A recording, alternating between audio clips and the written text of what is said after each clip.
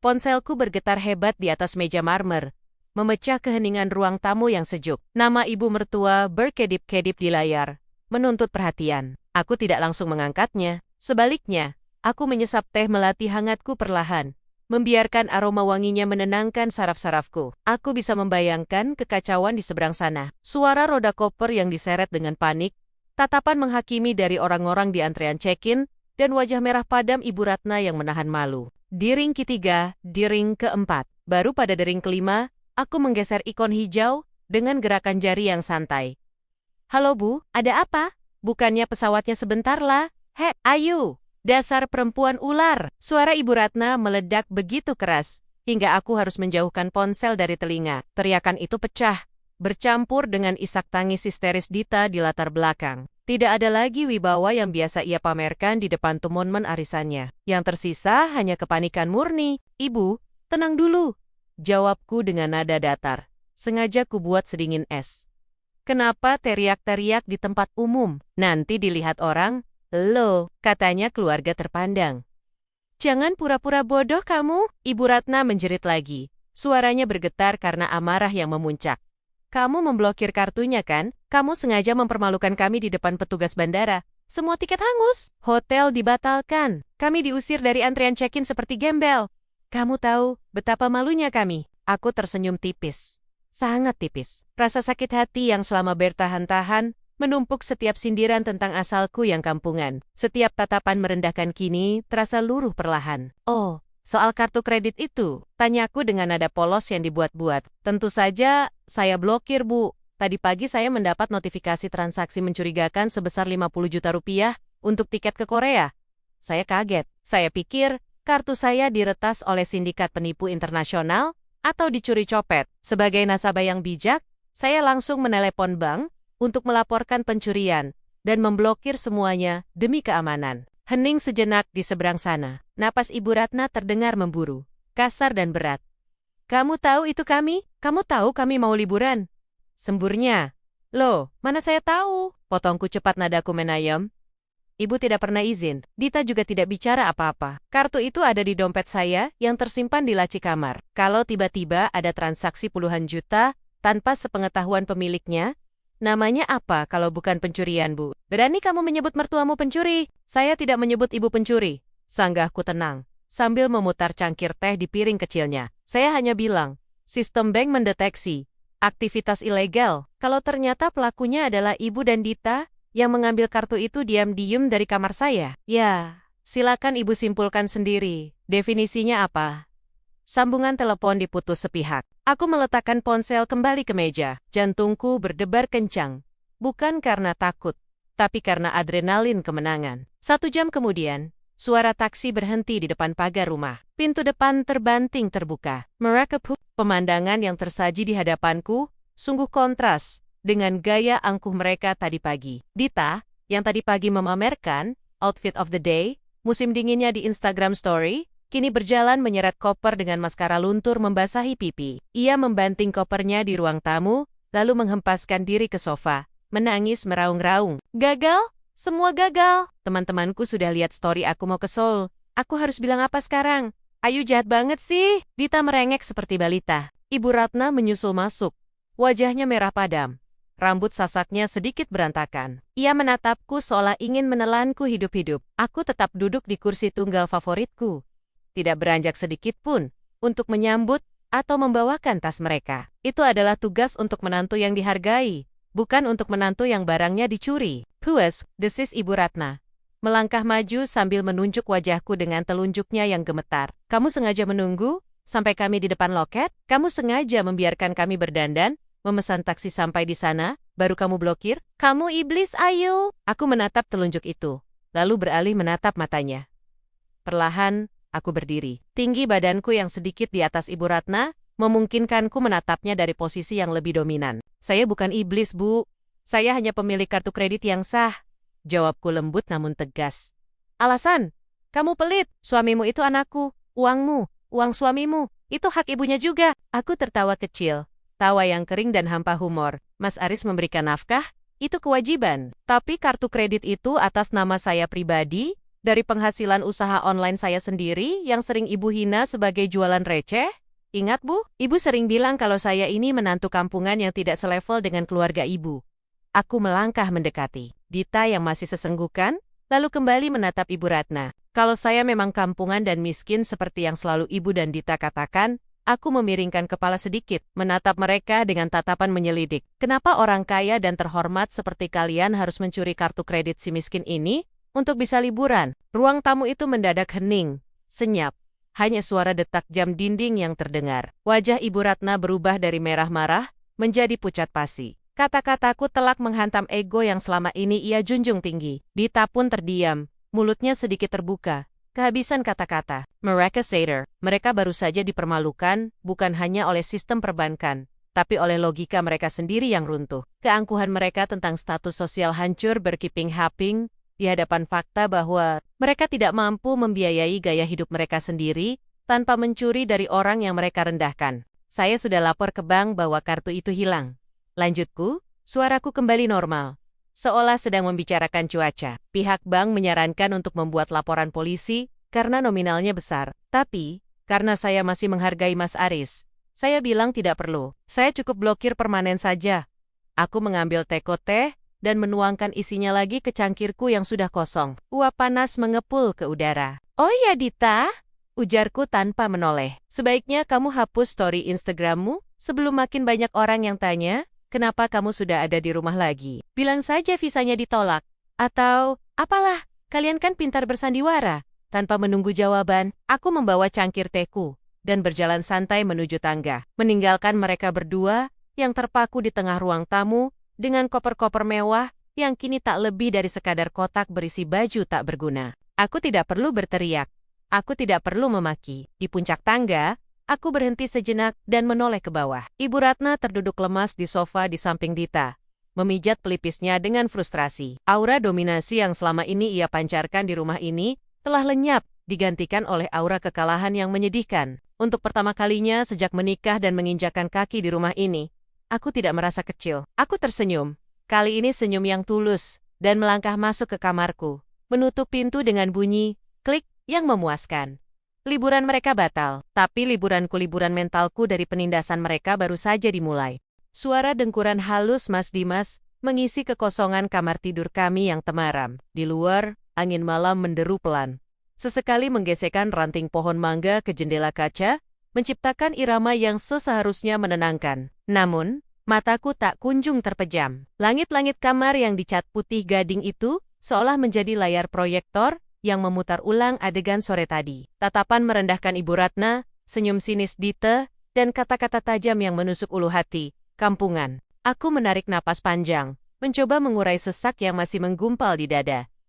Kampungan, katanya. Hanya karena aku lebih memilih menabung daripada membeli tas bermerek yang harganya tidak masuk akal. Hanya karena aku berasal dari keluarga sederhana di pinggiran kota, bukan dari garis keturunan ningrat atau konglomerat seperti lingkaran sosial semu yang dibanggakan mertuaku. Aku memiringkan tubuh, memunggungi Mas Dimas yang terlelap pulas. Ia suami yang baik, tapi ia buta. Ia buta terhadap racun yang ditebar ibunya dan adiknya setiap kali kami berkunjung. Ia mengira diamku adalah tanda persetujuan, tanda bahwa aku baik-baik saja menjadi samsak tinju verbal keluarganya. Baru saja mataku mulai terasa berat, ponselku yang tergeletak di atas nakas bergetar. Sekali, aku mengabaikannya. Paling hanya broadcast, pesan promo, atau grup WhatsApp kantor yang lupa di-mute. Namun, getaran itu datang lagi. 2 kali, 3 kali, berturut-turut dengan jeda yang sangat singkat. Seolah ada urgensi yang memaksa. Cahaya dari layar ponsel menyala terang, membelah kegelapan kamar, dan menusuk retinaku. Enggen-enggen, aku meraih benda pipi itu. Jam digital di layar kunci menunjukkan jam 23:45 menit. Siapa yang mengirim pesan sepagi ini? Mataku menyipit saat membuka kunci layar. Bukan pesan WhatsApp. Itu notifikasi dari aplikasi perbankan dan email. Jantungku yang tadinya berdetak tenang, tiba-tiba tersentak kaget saat membaca baris pertama notifikasi yang muncul di pop-up layar. Transaksi berhasil, kartu kredit, minus 4.589 ** merchant. Sky Travel and Tours, ** ID 42.500.000, Aku terlonjak duduk. Kantukku hilang seketika. digantikan oleh sengatan adrenalin yang dingin. Napasku tertahan. 42 juta? Untuk apa? Kapan aku melakukan transaksi ini? Jari-jariku yang mendadak terasa dingin dan gemetar dengan cepat menekan notifikasi tersebut, membawaku masuk ke dalam aplikasi Astorisk Mobile Banking, Astorisk. Belum sempat aku mencerna angka fantastis itu, sebuah notifikasi susulan muncul lagi di bagian atas layar, seolah menghantamku untuk kedua kalinya. Transaksi berhasil, kartu kredit, minus 4.589 Astorisk Merchant. Look stay Sol Astorisk ID, R17.500.000,0. Duniaku serasa berputar. Total 60 juta rupiah, lenyap dari limit kartu kreditku, dalam hitungan kurang dari 5 menit. Ini gila. Desisku tanpa suara. Tanganku membekap mulut sendiri agar tidak memekik dan membangunkan Mas Dimas. Apakah aku diretas? Apakah ada hacker yang membobol sistem keamanan bank? Dengan panik, aku membuka detail transaksi tersebut. Rasa bingung bercampur takut mencekik leherku. Namun, saat aku menelusuri rincian yang dikirimkan ke email karena kartu kredit platinumku, terhubung otomatis dengan notifikasi email untuk setiap transaksi di atas 5 juta, rasa takut itu perlahan bermetamorfosis menjadi sesuatu yang lain. Sesuatu yang jauh lebih gelap. Di layar ponselku, tertera rincian, e-receipt, dari agen perjalanan itu. Mataku membelalak, membaca huruf demi huruf yang tertera di sana. Memastikan aku tidak salah lihat. Pemesanan tiket pesawat, Garuda Indonesia Business Class, Asterisk, rute Jakarta CJK, Seoul, ICN, penumpang 1, NW, Ratna Wijaja, penumpang 2, NN, Dita Wijaja. Darahku mendidih. Rasanya seperti ada es batu yang diguyurkan ke punggungku, namun membakar kulit. Aku tidak sedang diretas oleh penjahat siber antah berantah dari Rusia atau Eropa Timur. Perampoknya ada di sini, di lingkaran terdekatku. Mereka memiliki wajah yang kukenal. Wajah yang baru sore tadi meludahiku dengan kata-kata hinaan. Ingatanku melompat mundur ke kejadian sore tadi. Saat itu, aku sedang di dapur membuatkan teh untuk Ibu Ratna, sesuai permintaannya yang rewel harus panas, gulanya sedikit, cangkirnya yang porselen. Tas tanganku tergeletak begitu saja di sofa ruang tengah. Terbuka sedikit, Dita. Aku ingat, Dita duduk di sofa itu berpura-pura sibuk dengan ponselnya. Jaraknya hanya sejengkal dari tasku. Pasti saat itulah dia melakukannya. Dia tidak perlu mencuri kartu fisiknya, dia hanya perlu memotret bagian depan dan belakang kartu kredit. Utamaku kartu, yang limitnya memang besar, karena kugunakan untuk keperluan bisnis butikku. 3 digit angka CVV di belakang kartu itu adalah kunci brankasku, dan mereka mencurinya saat aku sedang melayani mereka seperti pembantu. Aku menatap layar ponselku dengan nanar. 60 juta rupiah. Mereka menggunakan uang-uang dari menantu yang mereka sebut kampungan dan tak selevel untuk membiayai gaya hidup mewah yang sebenarnya tak mampu mereka bayar sendiri. Ibu Ratna yang selalu membanggakan darah priayinya, dan Dita yang selalu merasa dirinya sosialita papan atas, ternyata tak lebih dari pencuri rendahan. Lihatlah ini, tiket kelas bisnis, hotel bintang 5 di Gangnam. Mereka bahkan tidak mencoba berhemat sedikit pun. Mereka merampokku dengan keyakinan penuh bahwa aku tidak akan berbuat apa-apa. Kenapa mereka seberani ini? Pertanyaan itu berputar di kepalaku. Dan jawabannya membuat rahangku mengeras. Mereka yakin karena selama ini aku diam. Mereka pikir aku adalah wanita lemah yang akan takut merusak keharmonisan keluarga jika mempermasalahkan uang segitu. Mereka pasti berpikir, Ayu kan kaya, suaminya juga anakku. Kalau ketahuan, paling Dimas yang akan memaksanya membayar tagihan itu demi ibunya. Aku menoleh ke samping, menatap wajah Mas Dimas yang damai dalam tidurnya. Dia tidak tahu apa-apa, atau mungkin, jika dia tahu pun, dia akan memintaku untuk mengikhlaskan saja. Namanya juga orang tua, Yu. Anggap saja bakti kita. Begitu mungkin katanya nanti. Tapi tidak kali ini. Rasa sakit hati akibat penghinaan sore tadi kini bermutasi menjadi bahan bakar yang dingin dan efisien. 60 juta rupiah bukan uang kecil. Bahkan bagiku yang berkecukupan. Tapi masalahnya, bukan pada nominal uangnya. Masalahnya adalah harga diriku yang mereka injek-injek sambil merogoh kantongku. Mereka menghinaku miskin budaya dan tidak pantas keluar negeri. Tapi, mereka menggunakan fasilitas keuanganku untuk pergi ke sana. Kemunafikan ini begitu menjijikkan hingga membuat perutku mual. Cahaya biru dari layar ponsel menerangi wajahku yang kini kaku tanpa ekspresi. Tidak ada air mata. Air mata adalah untuk orang yang sedih. Aku tidak sedih. Aku marah, dan kemarahanku ini jernih sekali. Aku menatap detail transaksi di aplikasi itu sekali lagi. Tanggal keberangkatan minggu depan, status pembayaran, settled. Mereka pasti sedang tertawa-tawa sekarang di rumah mereka.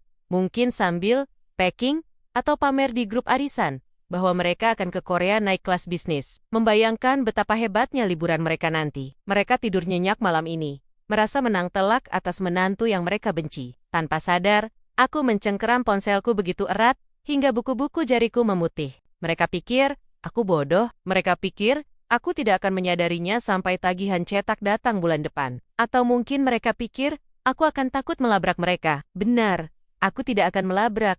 Melabrak itu cara orang yang emosional. Berteriak-teriak meminta pertanggungjawaban hanya akan membuatku terlihat histeris dan jahat di mata Mas Dimas.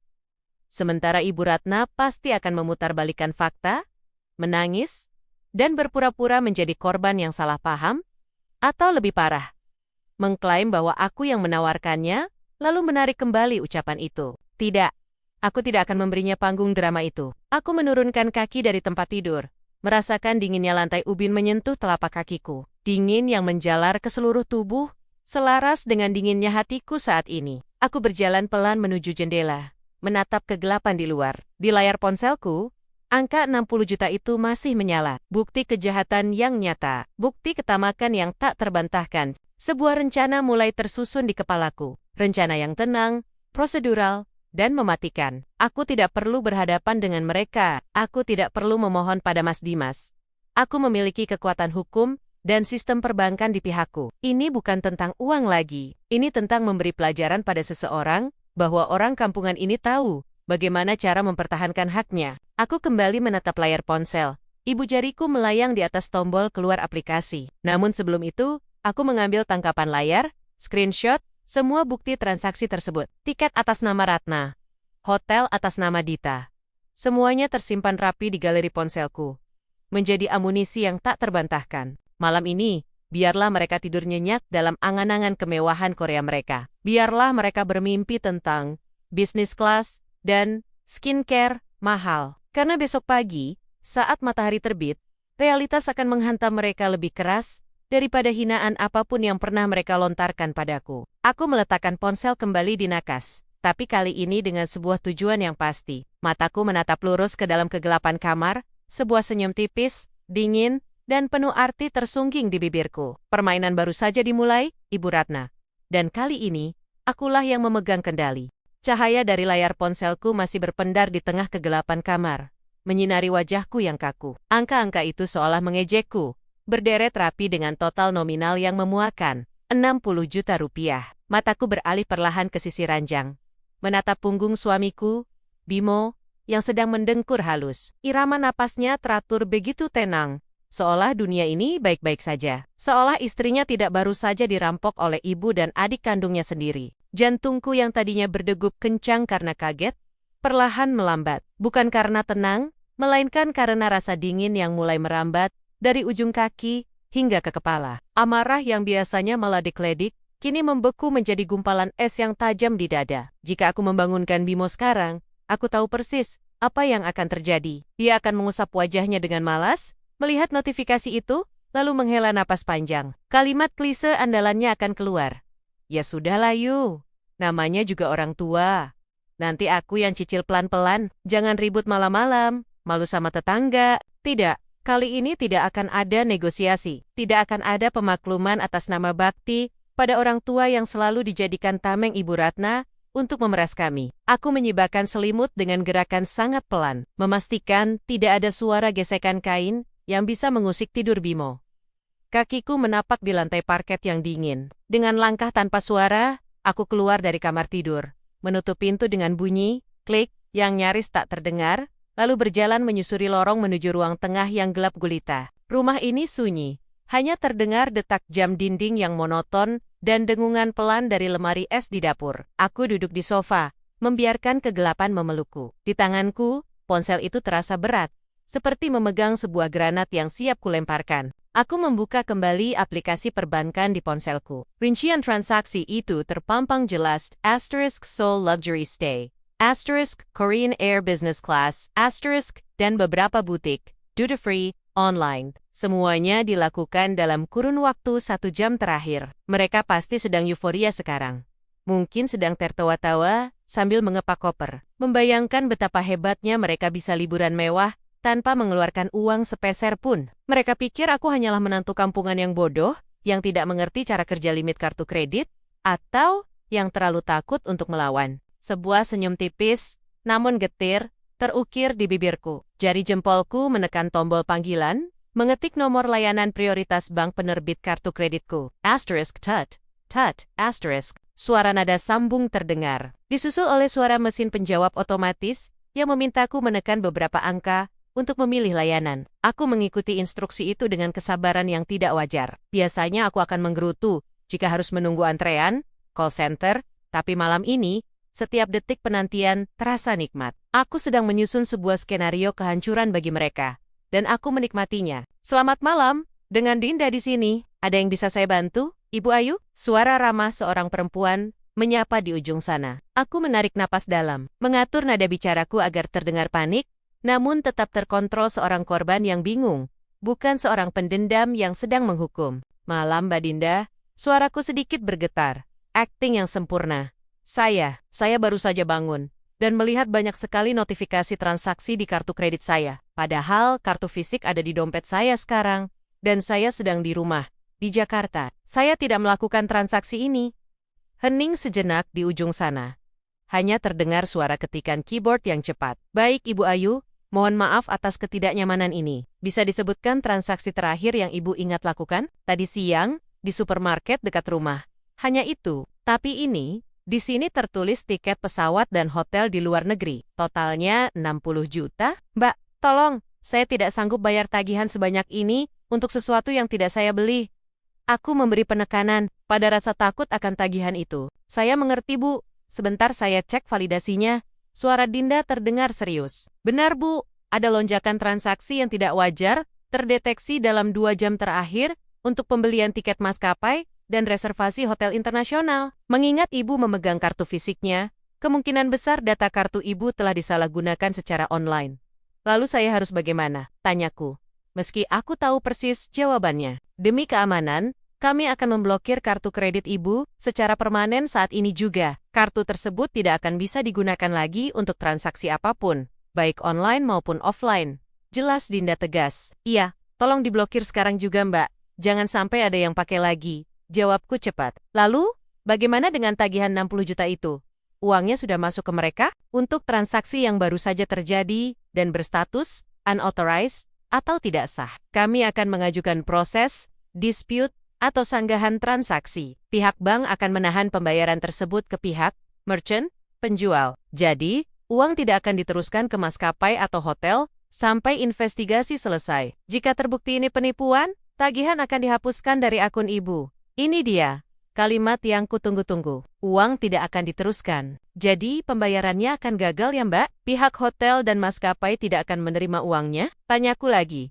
Ingin memastikan kehancuran itu mutlak. Benar, Ibu, karena kartu langsung kami blokir dan transaksinya kami tandai sebagai fraud, penipuan malam ini juga, sistem akan membatalkan otorisasi pembayarannya. Pihak merchant biasanya akan membatalkan pesanan secara otomatis jika pembayaran ditarik kembali atau ditolak oleh bank. Kelegaan yang luar biasa membanjiri dadaku. Lebih menyegarkan daripada air es manapun. Aku membayangkan sistem komputer di maskapai penerbangan dan hotel mewah itu, yang sebentar lagi akan mengubah status pesanan Ibu Ratna dari confirmed menjadi payment declined atau cancelled. Terima kasih, Mbak Dinda.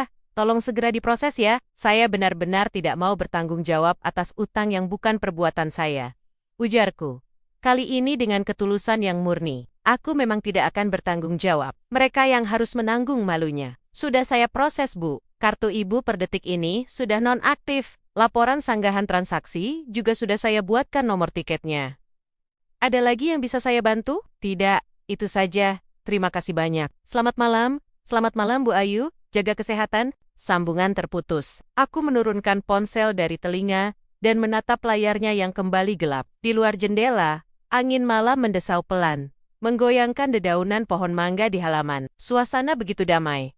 Kontras sekali dengan badai yang baru saja kurancang. Aku bersandar pada sofa, meresapi kemenangan kecil ini. Ibu Ratna dan Dita mungkin sekarang sedang tidur nyenyak, bermimpi tentang hanbok dan kimchi, tentang foto-foto Instagramable yang akan mereka pamerkan ke teman arisan mereka untuk membuktikan bahwa mereka kaum elit. Mereka tidak tahu bahwa karpet merah yang mereka gelar di atas penderitaanku baru saja kutarik paksa. Aku membayangkan momen ketika mereka tiba di bandara nanti.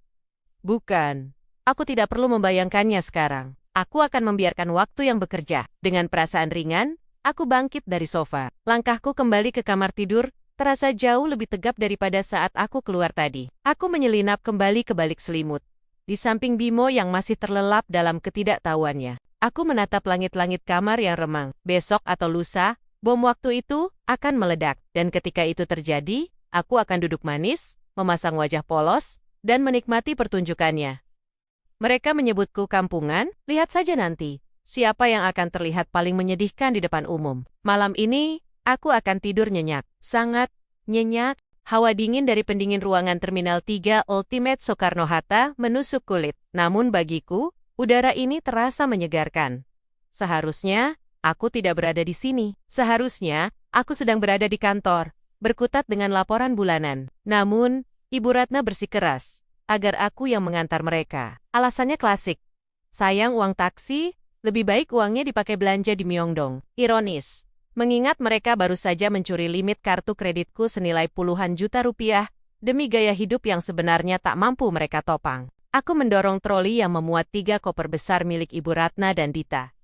Bunyi roda troli yang beradu dengan lantai marmer mengilap terdengar ritmis, seolah menghitung mundur waktu menuju kehancuran mereka. Di depanku, Ibu Ratna berjalan dengan dagu terangkat tinggi, mengenakan mantel bulu sintetik berwarna krem yang jelas terlalu tebal untuk iklim Jakarta, lengkap dengan kacamata hitam besar yang menutupi separuh wajahnya. Di sebilannya, Dita sibuk merekam stories Instagram Stories Astories, memamerkan paspor dan tiket elektronik di layar ponselnya dengan senyum lebar yang dibuat-buat. Duh, Yu, kamu jalannya jangan lelet dong, tegur Dita tanpa menoleh.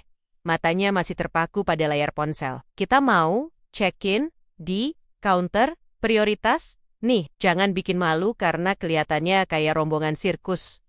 Aku hanya mengangguk pelan, menelan ludah yang terasa pahit. Iya, Mbak Dita, ini koper ibu berat sekali isinya. Ya iyalah berat, isinya baju-baju, branded, buat foto OOTD di Nami Island, sahut Ibu Ratna ketus. Berhenti sejenak untuk membenarkan letak syalnya. Ia menatapku dari balik kacamata hitamnya, dengan tatapan merendahkan yang sudah menjadi makananku sehari-hari. Makanya, Yu, jadi orang itu kerja keras, biar bisa jalan-jalan kayak kami, bukan cuma jadi sopir begini. Tanganku mencengkeram pegangan troli lebih erat, jantungku berdegup, bukan karena takut, melainkan karena antisipasi yang membuncah. Sabar Ayu, bisikku dalam hati. Sebentar lagi, nikmati saja pertunjukannya. Kami tiba di area check-in. Antrean cukup panjang, didominasi oleh keluarga-keluarga yang hendak berlibur dan pebisnis yang sibuk dengan ponsel mereka. Ibu Ratna, dengan gaya bossy-nya, langsung menyerebot sedikit antrean untuk bertanya pada petugas keamanan arah antrean kelas bisnis. Meski tiket yang mereka beli menggunakan kartuku sebenarnya adalah ekonomi premium. Kesombongan mereka bahkan melampaui logika tiket yang mereka pegang. Sini paspornya, perintah Dita padaku. Seolah aku adalah asisten pribadinya yang bertugas memegang dokumen. Aku menyerahkan paspor mereka yang sejak tadi kupegang. Mereka melangkah maju ke meja lapor diri dengan percaya diri setinggi langit. Aku mundur beberapa langkah, berdiri di dekat pilar besar, memosisikan diri sebagai penonton di barisan terdepan. Dari jarak ini, aku bisa melihat punggung tegak Ibu Ratna dan Dita yang sibuk menggabas-basken rambutnya. Petugas maskapai, seorang wanita muda dengan seragam rapi dan senyum profesional, menyapa mereka. Selamat pagi Ibu, tujuan ke Incheon, Korea Selatan? Iya Mbak, tolong carikan seat yang di depan ya. Kaki saya suka sakit kalau sempit-sempitan, ujar Ibu Ratna dengan nada yang dibuat sehalus mungkin, namun tetap terdengar menuntut. Baik, boleh saya minta paspor dan kode bookingnya? Dita dengan sigap menyodorkan ponselnya dan kedua paspor itu. Ini Mbak, sudah, web check-in sih sebenarnya, tapi mau pastikan bagasi. Suasana hening sejenak. Hanya terdengar bunyi tuts keyboard yang ditekan dengan cepat oleh petugas maskapai. Awalnya, wajah petugas itu tampak tenang. Namun, beberapa detik kemudian, keningnya mulai berkerut. Ia berhenti mengetik, menatap layar monitor dengan intens, lalu mengetik lagi. Kali ini lebih lambat seolah ingin memastikan sesuatu. Aku menahan napas. Ini dia. Maaf ibu, suara petugas itu terdengar sedikit ragu, namun tetap sopan. Bisa ditunggu sebentar? Sepertinya ada kendala dengan status tiketnya. Dita mendengus kasar, menurunkan ponselnya. Kendala apa sih? Kami sudah dapat e-tiket. Kok? Sudah, confirm, dari semalam. Betul bu, tapi di sistem kami, status reservasinya berwarna merah. Jelas petugas itu. Kini matanya beralih menatap Ibu Ratna dan Dita bergantian.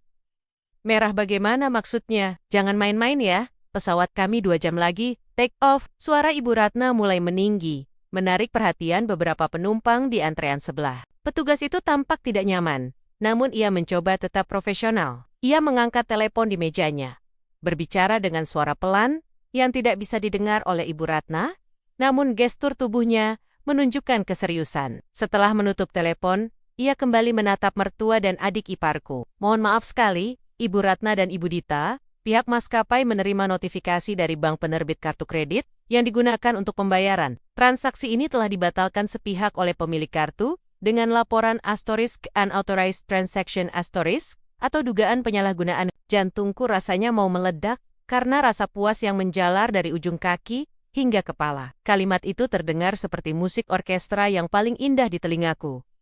Apa? Pekik Dita. Suaranya melengking, memecah keriuhan terminal. Maksud Mbak apa? Itu tiket sudah lunas. Lunas? Benar Bu, tadinya statusnya lunas. Tapi karena pemilik kartu melaporkan transaksi ini sebagai ilegal atau penipuan, pihak bank menarik kembali dananya pagi ini. Jadi secara otomatis, sistem kami membatalkan tiket tersebut karena dianggap belum terbayar. Wajah Ibu Ratna yang tadinya merah karena blesion, mahal, kini berubah pucat pasi, lalu memerah padam karena amarah dan malu.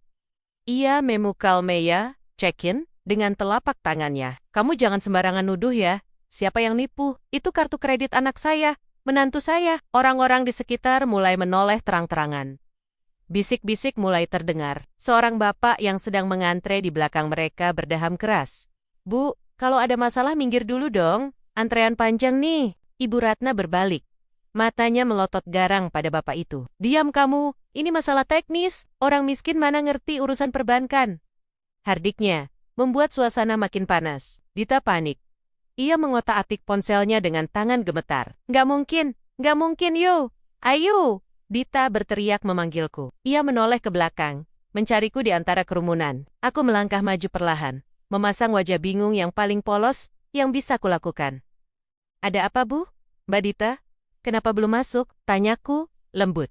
Ini mbak-mbaknya ngawur yuk. Ibu Ratna menunjuk wajah petugas maskapai itu dengan telunjuknya yang berhias cincin emas. Dia bilang tiketnya batal, katanya kartunya diblokir. Kamu apakan kartunya? Aku mengerjapkan mata, pura-pura terkejut. Loh, kok bisa? Saya kan tidak pegang tiketnya, Bu. Ibu sendiri yang urus sama agen travelnya kan? Bukan masalah tiketnya. Pembayarannya, katanya dibatalin sama bank. Dita menyela. Suaranya bergetar menahan tangis dan emosi. Mbak, coba cek lagi. Itu pasti salah sistem. Petugas maskapai itu menggeleng tegas. Tidak bisa, Bu. Kodenya, chargeback, fraud. Ini berarti pemilik kartu resmi telah menelepon bank dan menyanggah transaksi ini. Tiket ini hangus. Kalau Ibu mau tetap berangkat, Ibu harus membeli tiket baru sekarang dengan harga. Go show, beli baru? Ibu Ratna ternganga. Kamu pikir harga tiket ke Korea itu murah? Kami sudah bayar, tapi dananya sudah ditarik kembali oleh bank. Ibu, jadi maskapai belum menerima uangnya, tegas petugas itu. Nada suaranya mulai kehilangan kesabaran. Mohon maaf, tolong minggir dari antrean jika tidak ingin melakukan pembelian ulang. Penumpang lain harus check-in, nggak bisa gitu dong. Dita mulai histeris. Ia melihat jam tangannya. Waktu terus berjalan. Impiannya berfoto dengan hanbok di istana Gyeongbokgung mulai runtuh di depan matanya. Mbak, ini pasti salah paham. Ayo, kamu ngomong dong sama mbaknya. Bilang kalau itu kartu kamu. Aku menatap Dita, lalu menatap Ibu Ratna yang kini terlihat seperti singa yang terpojok. Riasan tebal mereka tidak bisa menutupi kepanikan yang nyata. Koper-koper besar di troli itu kini tampak seperti beban memalukan, bukan lagi simbol kemewahan. Mbak Dita, Suaraku kutata, agar terdengar tenang namun cukup keras. Untuk didengar orang-orang di sekitar kami, yang mulai penasaran. Saya memang memblokir kartu saya semalam. Hening. Dunia seakan berhenti berputar bagi Ibu Ratna dan Dita. Mulut Dita terbuka, tapi tidak ada suara yang keluar. Ibu Ratna menatapku, seolah aku baru saja berubah menjadi monster berkepala 3. Apa? Desis Ibu Ratna. Suaranya rendah dan berbahaya. Semalam saya dapat notifikasi transaksi puluhan juta yang tidak saya kenali. Bu, lanjutku. Masih dengan nada polos, namun mataku menatap tajam ke manik mata mertuaku. Saya panik. Saya pikir kartu saya di-hack orang jahat. Jadi saya telepon bank untuk blokir dan lapor penipuan. Saya kan tidak pernah merasa belanja tiket ke Korea. Aku sengaja memberi penekanan pada kata tidak pernah merasa belanja. Kurang ajar kamu. Ibu Ratna berteriak. Tidak peduli lagi pada citra high class yang selalu ia banggakan. Kamu tahu kan, kami mau berangkat hari ini. Kamu sengaja. Loh, ibu tidak pernah izin mau pakai kartu saya? Jawabku tenang. Sementara di dalam hati aku bersorak. Ibu bilang, ibu punya tabungan sendiri. Masa orang kaya pakai kartu kredit menantu yang katanya kampungan ini tanpa izin?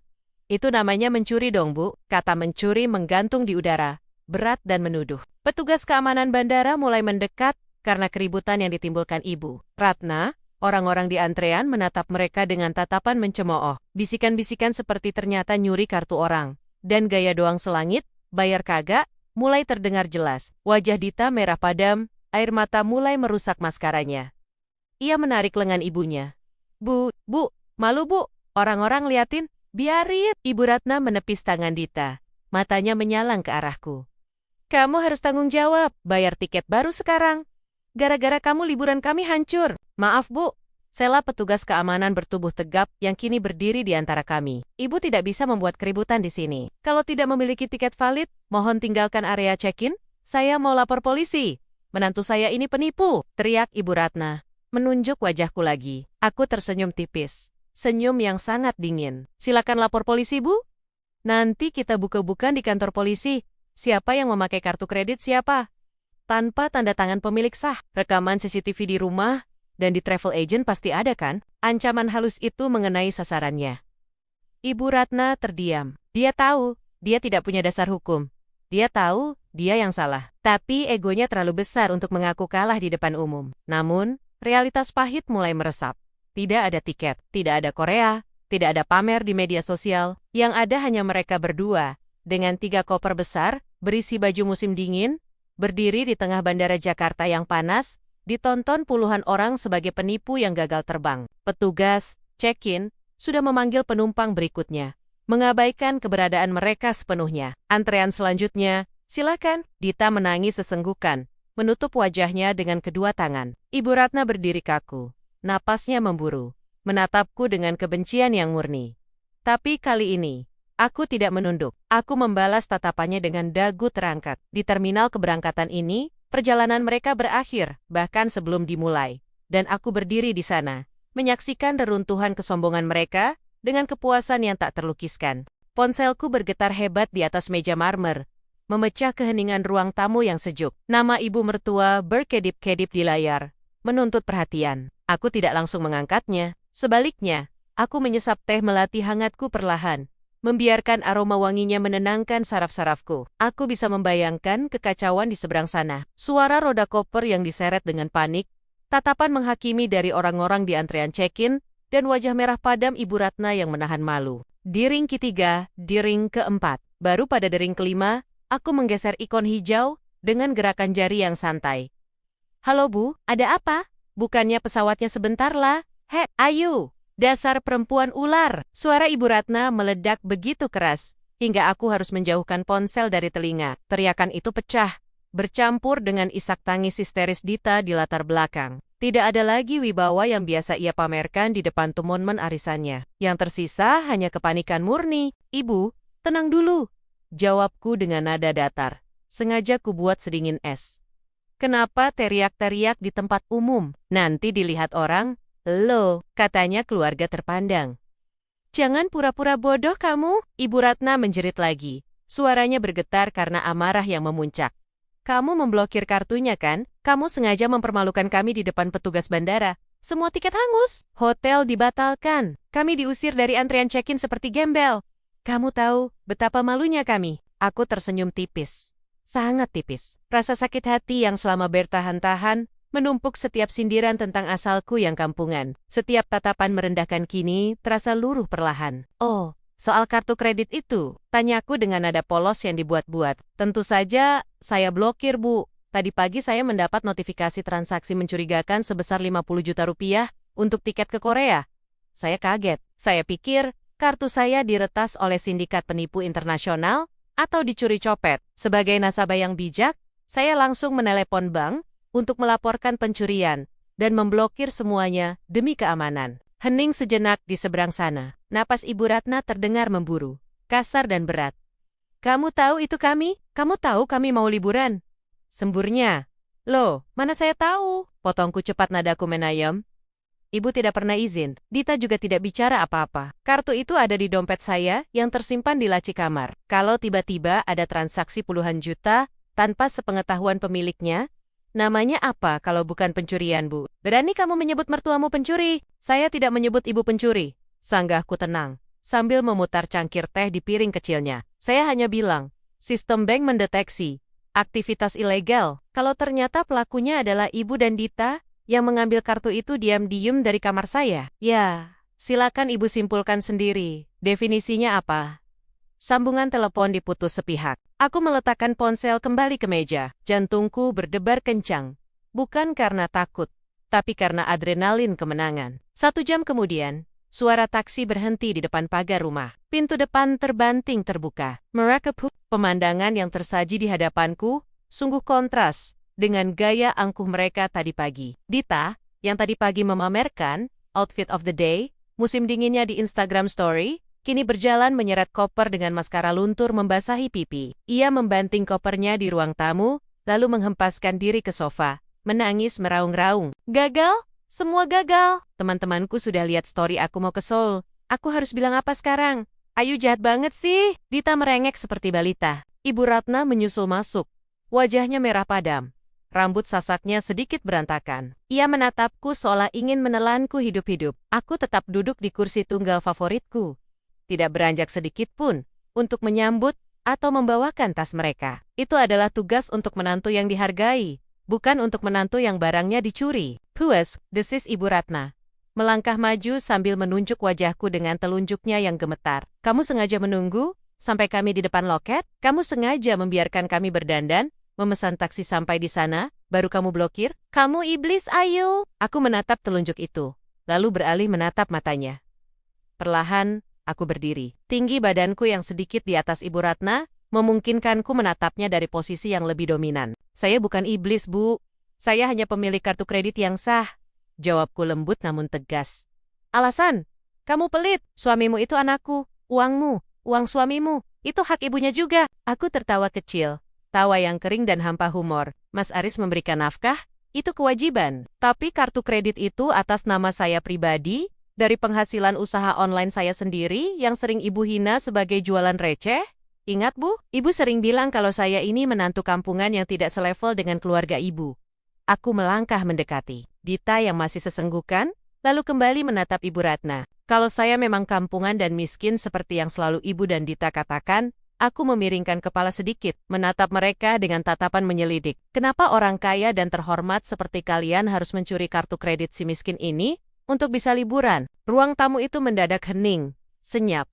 Hanya suara detak jam dinding yang terdengar. Wajah Ibu Ratna berubah dari merah marah menjadi pucat pasi. Kata-kataku telak menghantam ego yang selama ini ia junjung tinggi. Dita pun terdiam, mulutnya sedikit terbuka. Kehabisan kata-kata. Mereka sadar, mereka baru saja dipermalukan, bukan hanya oleh sistem perbankan, tapi oleh logika mereka sendiri yang runtuh. Keangkuhan mereka tentang status sosial hancur berkiping-haping di hadapan fakta bahwa mereka tidak mampu membiayai gaya hidup mereka sendiri tanpa mencuri dari orang yang mereka rendahkan. Saya sudah lapor ke bank bahwa kartu itu hilang.